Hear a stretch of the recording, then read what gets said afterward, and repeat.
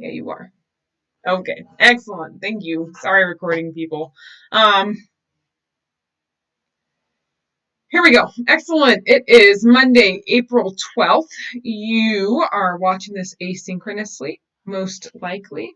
I think totally likely. So that's going to be good. We have a nice, great lecture on globalization. We're starting Unit 9.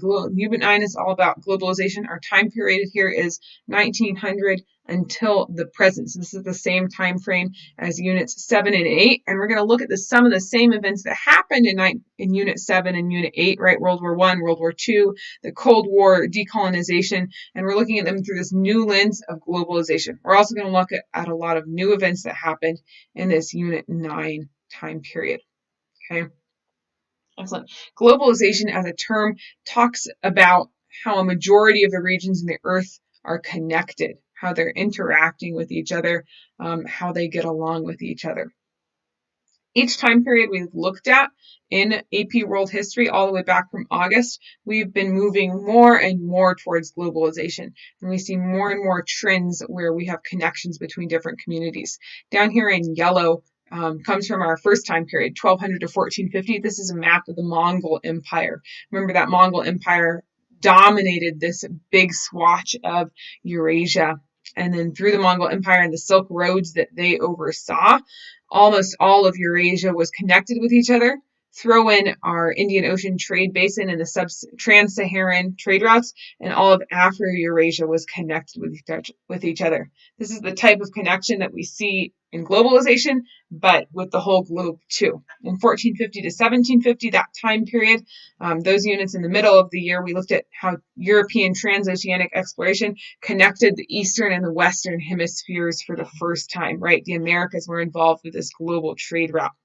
In the time period 1750 to 1900, the big event that happens in there is the Industrial Revolution. That led to new technology that increased the amount of trade between different parts of the world, right? Railroads and steamboats using engines decreased the amount of time that it took to travel between places, and inventions like the telegraphs made it easy to instantly communicate over vast swatches of land.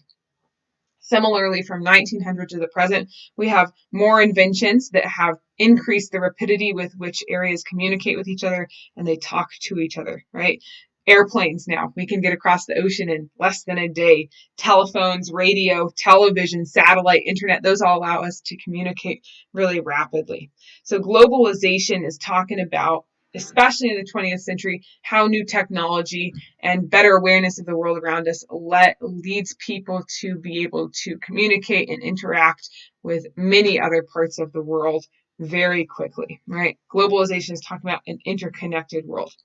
In those previous time periods, and you can see this on our map, our Mongol Empire, our European colonial empires, increased connection happened because one group of people or several groups of people were dominating, were politically taking over a territory in an area of land. Having advanced technology is what enabled them to do that, right? The Mongols had horses and stirrups that allowed them to travel really quickly. Later on, we see gunpowder empires because they have gunpowder weapons, are able to take over things really quickly. Those industrial goods allowed Europeans to create their empires within Africa. Globalization in the 20th century is kind of similar, right? More technology increases globalization, but there's a much less emphasis on military technology. Before, it was having more military technology meant that an empire could conquer more areas and therefore lead to more connection. Our military technology in the 20th century, we max out with nuclear weapons, and nobody wants to use those nuclear weapons because then everyone will die. So most of the connections in the 20th century are voluntary. People choose to communicate with each other. People want to cooperate with each other. They're not necessarily conquering other people, in large part because we've realized that conquering in the 20th century with 20th century technology leads to immense suffering, and we want to avoid that. Okay? Excellent. So today we're going to see connections through cooperation and negotiation instead of connections through conquering. Okay. Today specifically, we are going to look at connections that are made in global organizations that grow during this time period, and that facilitate that communication. Okay, who's ready for our next slide? I'm ready for our next slide. Oops, pressed the wrong button. Here we go. All right. Our first global organization is the League of Nations. League of Nations. There we go. This is our first attempt at international organization. It is proposed by Woodrow Wilson in his 14 points. Here's Woodrow Wilson right here. Remember, Woodrow Wilson was the president of the United States. The 14 points were his 14 ideas about how to end World War II in a way that would make it easier for nations to get along with each other, prevent future wars, and help colonies gain independence. That's called natural self-determination, where a colony gets to determine that it's its own nation and it should have its own identity as a country. The last of these 14 points, Woodrow Wilson said we should create a global community of nations leaders, right? So the League of Nations is a group of national leaders that would meet, they'd talk about their problems, they'd negotiate solutions, they'd find compromises, and therefore they would get along without going to war. And if there was a problem, the League of Nations could talk it out instead of fighting it out. Remember, we said earlier, about half of Woodrow Wilson's 14 points were ignored. They weren't put into the Treaty of Versailles. The League of Nations makes it into the Treaty of Versailles. It's created. It happens in 1920. But it has some major weaknesses. One of its biggest weaknesses, the United States didn't join it, right? On this map, the gray countries are countries that didn't join. The United States never joins the League of Nations, so it kind of undermines its credibility. Woodrow Wilson is out there saying this is a really good idea, we should do it, and then his own country doesn't join. They don't join because of political tensions inside the U.S., and so people say, look, if you don't even want to join your own organization, it must not be very good. So the U.S. not joining undermines some of its power. 2, the League of Nations, they did try to broker peaces and agreements between different countries are at war, but it relied on those countries willingly accepting the compromises they came up with. The League of Nations didn't have any military power or any international clout to enforce rules. The countries were supposed to follow through, but if a country disagreed and felt like they got the short end of the stick of a compromise, there was no punishment to really make them get along with the League of Nations compromise. So that was kind of weak. It didn't have any teeth. It didn't have any way to enforce that. And 2, members figured out that it was kind of easy to leave. They could leave easily. On our map here, the countries in dark blue are the only ones that joined at the beginning and stayed to the very end. You can see our British Empire is in there, right? Britain, Canada, South Africa, Australia, New Zealand, India. Those all start off as British colonies, and they're all British colonies for the entirety of the League of Nations. So half of the countries that were there were only there because Britain was forcing them to be there. So it's not really a very big group that starts it up and that stays with it. The countries in this kind of bright blue, those are the countries that joined later but stayed till the end. So only dark blue and bright blue are the countries that stayed the whole time. Everyone else left early. Why did they leave? Well, the first one to leave, the first major country to leave was the Soviet Union. And they decided that it was more important to spread communism and grow their Soviet empire than it was to preserve international peace. So the Soviet Union invaded Finland, and then as a result, they get kicked out of the League of Nations. Germany and Japan, remember, League of Nations is created after World War I. So in the 30s, Germany and Japan decide that they'd like to start a course of empire building. And so Germany and Japan say we are more interested in building up our empires and creating room for our people than we are at preserving international peace. And so both Germany and Japan leave. And they say, we've got enough military power in our countries that we don't really need to worry about world peace because if a war starts, we're going to beat everyone anyways. And you guys know that's what happens, right? Germany and Japan leave. They do start building an empire. And then those invasions and attacks are what lead to World War II. So the League of Nations was supposed to help nations get along, was supposed to help prevent future wars, but it doesn't. It's too easy to leave. There's no incentives to stay in. And World War II happens, especially because Germany and Japan leave the League of Nations and go and do their own thing. They're not convinced and that trying to preserve world peace is worth it. Adolf Hitler and the Japanese Empire Hirohito both think that pursuing their own objectives are going to do them more good than pursuing world peace. The very fact that World War II is seen by many as the proof that the League of Nations failed, right? It didn't prevent future conflict. One of the worst conflicts of world history happened when the League of Nations still existed. So, not a very good track record. In all, what do we have here? Got the League of Nations. Why is it significant? Because it's the first attempt at having a global organization that's based on people cooperating. Every other global power organization before this time period had been created through conquering, right? Spain controlled a huge portion of the world, not because everyone wanted to cooperate with them, but because they conquered Latin America, right? Britain controlled a huge portion of the world, not because people wanted to cooperate with them, but because they had the best navy in the world. For the first time in the League of Nations, a bunch of countries get together and decide to work together because they want to pursue peace. It's also significant because it failed. It was supposed to prevent future wars, and it didn't. World War II happened right under its nose. This takes us to our next international organization, the United Nations. There's a lot more on this slide. There's a lot more countries colored in on this map. There's a lot more founding members here in light blue that stay to the whole time. The League of Nations is replaced by the United Nations, and the UN, or the United Nations, is much more successful and long-lasting than the League of Nations was. Okay, we've got a few things here going on in terms of pictures. This is the UN's symbol, UN or United Nations. Those two mean the same thing. Here's a bunch of flags on display at the UN headquarters showing that all of these countries are united. And then this map shows which countries are members. The lighter the country, the earlier they joined. So this very light blue is people who joined in 1945, and then the darker countries joined later. The United Nations was founded directly after World War II. This is a similarity between the UN and the League of Nations, right? The UN is founded after World War II, and it replaces the League of Nations. The League of Nations goes away.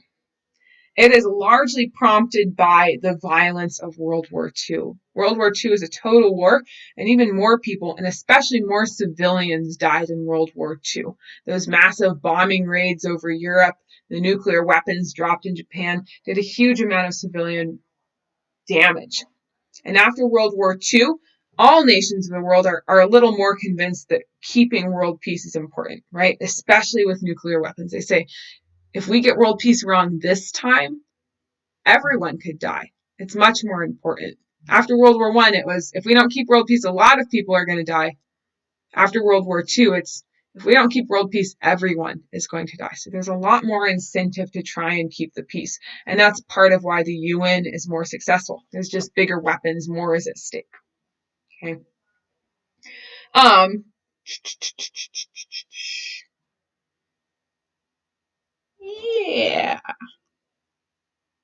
Yeah. So it replaces the League of Nations. It also fixes some of the problems that the League of Nations had. Okay. Remember some of the weaknesses that the League of Nations have. One, people weren't super committed to it. Germany left and they're like, yeah, whatever. Again, because of nuclear weapons, people are a lot more committed to world peace. And so they stick with the UN more. The UN has its own military branch. They have the UN troops. And so if a country is not following what the UN says they should do, they can actually send military troops to enforce some of their rulings.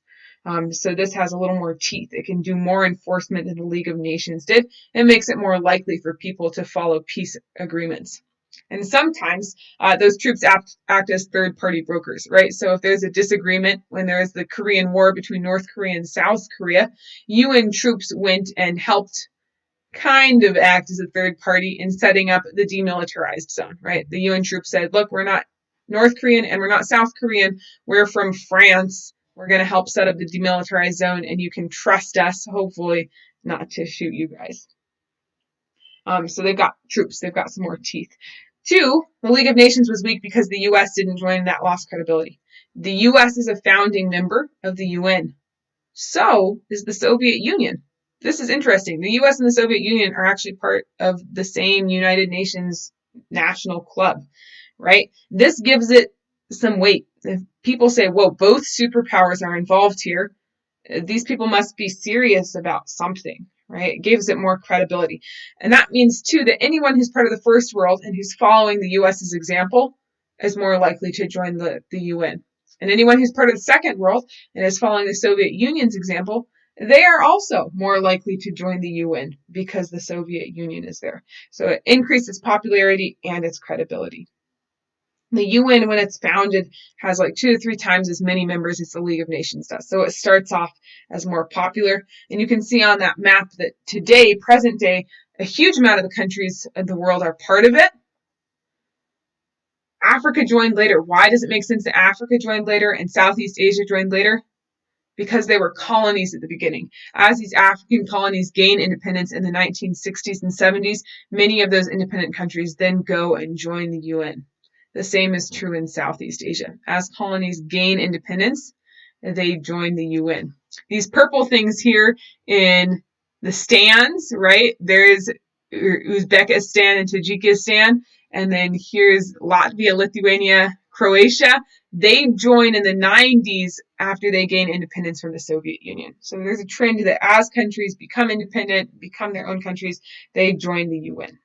It's a much more popular organization and much more long-lasting than the League of Nations. Its headquarters are in New York City. We're only on the second bullet point. I hope your seatbelts are buckled. The headquarters of the UN are in New York City. They also have major centers in Geneva, Switzerland, Nairobi, Kenya, Vienna, Austria, and The Hague in the Netherlands. Okay, so there's some important places there. The UN really worked hard and generally succeeded at helping to maintain peace during the Cold War. Right? The US and the Soviet Union were both members.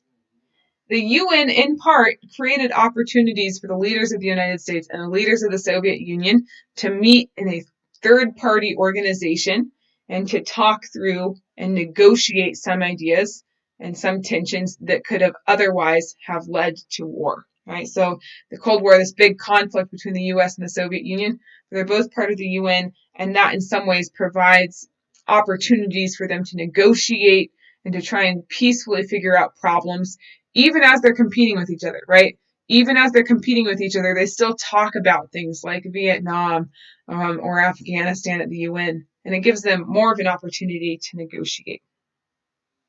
During the Cold War, it was still difficult for the US and the Soviet Union to get along and to try and do something productive together. So a lot of the stuff that the UN does during the Cold War is not directly related to the Cold War. They do other smaller projects, right? So for example, the founding of Israel. Israel wasn't set up to be, oh, this is going to be great for the first world, or, oh, this is going to be great for the second world. Israel was, oh my gosh, Hitler just killed off almost all of the Jews, half of the Jews in Europe. We need to create a safe place for Jewish people to live. And there was large agreement. They said, yeah, let's create Israel. And so that was something that's not super related to the Cold War. It was an effect of World War II. And so they get agreement to go and do that. Yes! No! Excellent. Thank you for letting me yell at dogs and stuff and all people in the world. Excellent. Excellent. So we said they helped with the creation of Israel. So these third world. They also helped to create peace treaties between countries in Africa, right? Not super first world or second world, generally third world problems. The UN gets a lot involved in there. They also help to write treaties. Any countries that are at war, when they're done being at war and they're ready to have a peace treaty, they can go to the UN and get help to write their treaty and to create a peace settlement there. This happens especially as colonies break away, as African and Asian countries gain independence from their European empires. They'll often get agreements written up and help from the UN to negotiate that independence.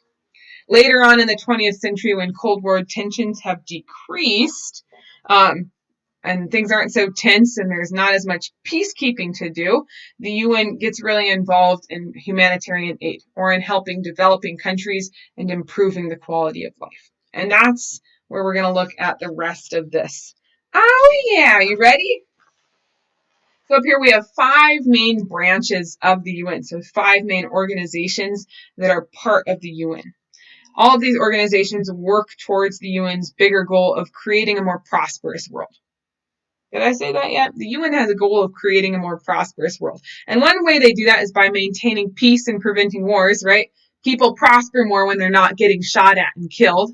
But also, if there's not a war going on, what can we do to help people prosper more? What can we do to increase people's living conditions? So we're going to look at the next 5 organizations and what they do to try and help people prosper, what they do to try and increase people's standard of living. Okay. First up, World Bank Group. World Bank Group is headquartered in Washington, D.C. It is kind of a bank, and like most banks, it gives loans. The World Bank gives loans. Like a bank, they have a big stash of money, and they give loans. Okay. Who do they give loans to? They give loans to developing countries. Developing countries is a synonym for third world countries. After the Cold War ends and the Soviet Union disintegrates, we stop using the terms first, second, and third world as much, right? Because the second world is gone. There's no second world. So it's kind of weird to talk about a first world and a third world. We do a little bit. It's definitely more popular, and we use the word developing countries more. So instead of third world, developing countries. So the World Bank gives loans to developing countries. And those loans might be for developing infrastructure, for building roads or dams or buildings in a developing country. They say, we don't have any roads.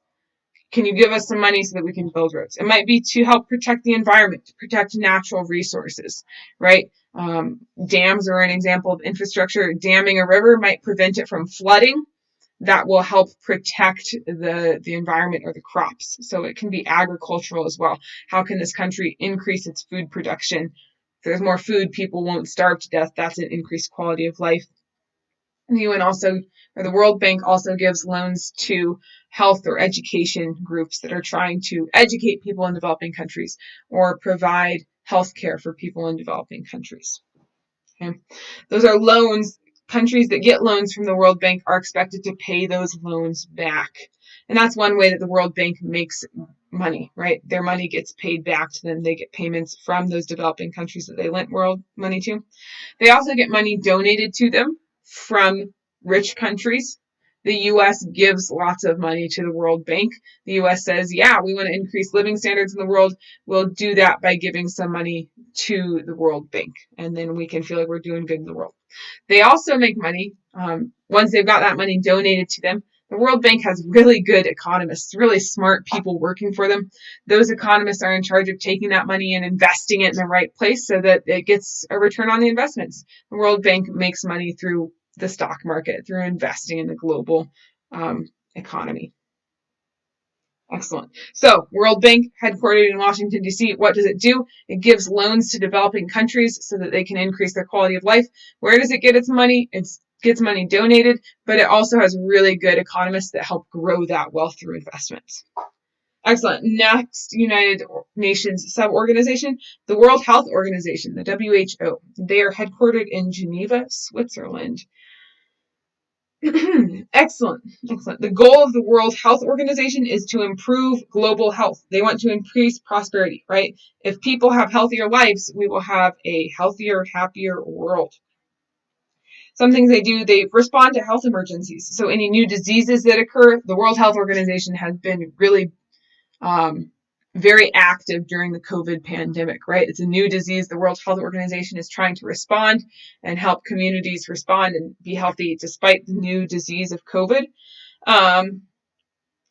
They also respond to natural disasters. If there's a tsunami and a lot of people are stuck or the water is dirty, the World Health Organization will be there to try and help people have a healthier life despite the natural disaster. They also promote better health. They educate people. What's healthy eating look like? How should you make sure your child is getting enough calcium so they grow well? And they give resources to people to live healthier lives. Right? Maybe they're going to give them a container that's safe to carry or keep their water in so that they don't get cholera from bad water. The World Health Organization is also really big on vaccinating people. They have vaccine programs and are largely responsible for eradicating diseases or have a big role in the eradication of diseases like smallpox and measles in countries, right? They go in and say, let's give everyone these basic vaccines. Polio is another really big one. People used to get polio all the time. Now it's almost unheard of to get polio. They work to prevent communicable diseases. Communicable diseases are diseases that spread from person to person, like COVID, right? Someone with COVID sneezes in your face, you breathe it in, you get COVID. It's a communicable disease. It spreads from one person to another. So they do that through vaccines. They teach people how to be clean, cover your sneeze, cover your cough, and other education about how to prevent that.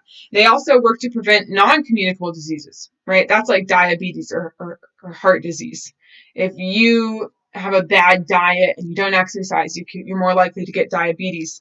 But if you live with someone who has a bad diet and don't exercise, they'll get diabetes, but not you. You can't catch diabetes from someone.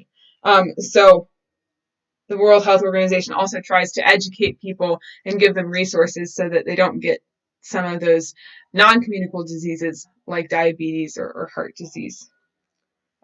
Excellent. They also work to improve food availability and security. So cut down on starvation. Any country that doesn't have enough food, where people aren't able to get the right amount of nutrients, the World Health Organization is going in there and interested in helping them have more access to quality foods. Excellent. Where does the World Health Organization get its funding from? It's donated from UN member states. So any of the states here, any of the countries here that are members of the UN and that have money, they often donate money to the World Health Organization because they want to promote health globally. Okay. World Health Organization from Geneva, Switzerland. What's their goal? To increase global health overall. Where do they get their money from? It's donated. World Food Organization is super similar. They're headquartered in Rome, Italy. Their focus is just a little more specific. They work to prevent starvation. So anywhere where starvation is a risk, the World Food Organization is there to give humanitarian aid, to give resources, either to directly give food to people or maybe to teach them how to do better agriculture, to set up better farms that are going to provide into the future. Their funding is also donated through member states like the World Health Organization. UNESCO stands for United Nations Education, Science, and Cultural Organization. It's headquartered in Paris, France. Their goal is to share and spread knowledge between communities. So UNESCO wants to share and spread knowledge between communities. This is exciting for world history because we look at this all the time. We've looked throughout the whole year at how increased connectivity has led to the exchange of ideas. Right? We talked about that 1200 to 1450 time period. The Mongols and the Silk Roads led to more trade, more connections. That led to people getting ideas, right? And eventually people from Europe heard ideas from Asia and the Middle East, and that started the Renaissance in Europe, right? The Renaissance and scientific revolution after that. From 1450 to 1750, we talked about people moving from Africa and Europe to the Americas and interacting with people there, and that led to new cultural organizations, right? Syncretic religions like Santeria and Voodoo. We studied that. In the time period 1750 to 1900, we talked about how exposure to new places and more discoveries led to the scientific revolution, and later the Enlightenment and the Industrial Revolution, right? New inventions, new ideas. All throughout world history, we've seen that greater degrees of connectivity lead to more and more cool ideas. UNESCO does the same thing. They say, let's take advantage of globalization. Let's take advantage of how easy it is to communicate with each other. And let's make sure that we share ideas about science and culture and teach people how to do this. So some things that UNESCO does, they have education programs across the globe to help kids learn basic things and to help adults learn more as well. And they also, I think it's exciting, they have translation projects. So if something really exciting is happening in, I don't know, Afghanistan, they're super award for it. So let's say something super exciting is happening in Mongolia, UNESCO might go in and translate that into English so that people in Australia can hear about it. Or they might translate it into Portuguese so that people in Brazil can hear about it. By providing translation, they help to increase the amount of knowledge that is spread between communities. So that's pretty exciting. Like the other parts of these United Nations groups, UNESCO is donation sponsored. So they rely on donations from member states. And it does some good, right? If Spain is donating to UNESCO and then UNESCO is translating stuff into Spanish, then the Spanish people say, hey, this is great. Now we have more stuff to learn about and to learn from. Excellent. Last organization from the UN up there is UNICEF. That's the United Nations International Child Emergency Fund. Like the World Health Organization and the World Food Organization, UNICEF is doing humanitarian aid work, but specifically anywhere that there's an emergency, UNICEF shows up and says, how can we help the children in this situation? Okay, so that happens in kind of normal situations. They say it's an emergency that some children do not have vaccines, that don't have access to vaccines. So UNICEF has a vaccine drive where they make sure that people get vaccinated for polio, measles, smallpox. They also prevent and treat other diseases. We'll learn about the HIV outbreak in the late 20th century. UNICEF is big on how can we help children that are positive for HIV? What can we do to help treat them and to give them better qualities of life and to increase their chances for survival into adulthood? Anytime there's emergency too, maybe there's a flood and the water isn't clean, UNICEF will show up and say, how can we get clean water to the children here? And they also do a lot of nutrition and education programs. How can we educate mothers so that they feed their kids in the right nutrients so that they can prosper? How can we make sure that kids are getting access to basic education so they can read and write and have a better chance in the future? So UNICEF, which is headquartered in New York City, they are primarily concerned with what can we do to help children around the world. Like the other branches of the UN, UNICEF is donation funded. Excellent. These are all of our organizations from the UN, right? UN, United Nations, has the goal of creating a more prosperous world. This happens through both peacekeeping, but also through humanitarian aid, trying to improve people's quality of life. We have one more international organization to look at. It is not part of the UN. It's the International Monetary Fund. It's a little bit different. It was founded right after World War II. It's actually founded by the same group of people that founded the World Bank, but it's a little bit different. It's headquartered in Washington, D.C. It is a group of member countries. This map shows all the countries that are some way part of the International Monetary Fund. The countries in orange are full-fledged members, and then the pink and green are members, but not to the same extent. They have chosen to be a little bit less involved in the International Monetary Fund. So maybe they participate at a lower percentage than those countries in orange. Okay, it's a group of member countries, and basically how it works, each member country pays in a certain amount. They give a certain amount of money into the International Monetary Fund, and then the people who work at the IMF are super top-tier economists. They understand how the economy works. They're really good at predicting change. They understand the balance between different types of economies and adjusting for change. Those top-tier economists monitor the economies of all of the member countries and then either ask them to give more money or give money to them. Why? The goal of the International Monetary Fund is to keep the economies stable. They say our goal is to keep economies stable. We don't want anyone to explode and grow really far away from anyone else. We don't want anyone to sink really fast.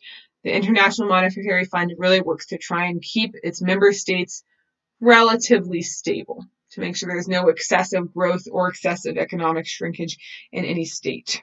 They want to create international stability. Why is that? Wouldn't a country want to be able to get ahead? Yes, but safely. From world history, we know that the more connections there are, the more opportunities there are for economic growth, right? There are more places to get raw materials from. There are more places to get workers from. There are more places to sell things to, right? The more people you have involved in an economy, the more it can grow. And we know this from earlier in the 20th century and in the 19th century, where there's a huge amount of international trade and commerce. But what happened before World War II with the Great Depression? We know from the Great Depression that when countries are closely associated and when their economies rely on each other, if one country crashes, it can bring down a bunch of other countries, right? The US crashed, and then as a result, Germany and Britain really got messed up as well. Mexico got really messed up. South America suffered in that Great Depression. So there's this warning from history that if we're not careful, that interconnected economy can lead to big international problems. So the International Monetary Fund really tries to give the benefits of connection, right? All of these member countries are connected with each other. They trade with each other. They get materials from each other. They work and have businesses that are multinational, but they also try to stay in balance, right? No one grows too fast because that could create instability. No one sinks too fast because that could be bad for everyone. The International Monetary Fund really tries to keep things in balance so that things are overall predictable. And the more predictable the economy is, the more prosperous everyone can be, right? This allows a stable playing ground for people to make decisive choices. Now, like I said, the International Monetary Fund has some similarities with the World Bank, right? They're both created at the same time by the same people. They're headquartered in the same place, but there's a key distinction. Ready? The World Bank is part of the UN. And remember, the UN's goal is to make the world a more prosperous place. The World Bank is part of the UN. They're trying to make the world a more prosperous place. The World Bank has an emphasis on humanitarian aid. They give loans to developing countries to increase the quality of life in those countries. The goal of World Bank is the same as the goal of the UN, to create more prosperity and to help out developing countries. The International Monetary Fund is not necessarily trying to create a more prosperous world, although it does help do that. Its goal is to create stability for the member countries. The goal of the International Monetary Fund is to create stability for the member countries. It does not give loans to developing countries. It does not do humanitarian aid work. It is to create stability for those countries that pay into it. Okay, it's not altruistic in the same way that the World Bank is. Because it creates stability, that ultimately leads to more prosperity.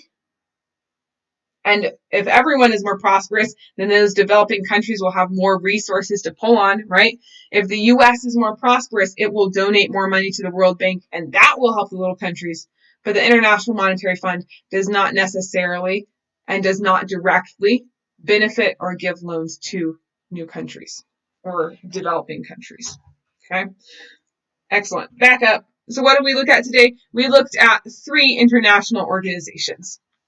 And we're talking about globalization, how the whole world is, in general, more connected, and what some of the results of that are.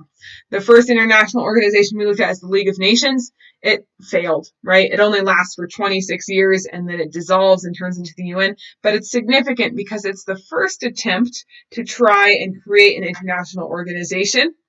It had significant weaknesses and failed, though. Its successor, the United Nations, still exists today, and many consider it a great success. Remember, the United Nations goal is to create a more prosperous world. And a lot of that happens today through humanitarian aid. Earlier in the 20th century, a lot of that is focused on keeping the peace and not letting Cold War tensions turn into nuclear war. And the International Monetary Fund, which has the goal of keeping the economies of its member states balanced, not letting any instability into the market. Don't let anyone grow way too fast or shrink way too fast. That's what we got. Excellent. Great job, guys. I will see you in class on Tuesday afternoon in Zoom. Tuesday afternoon in Zoom. I'll see you. Okay? Deal.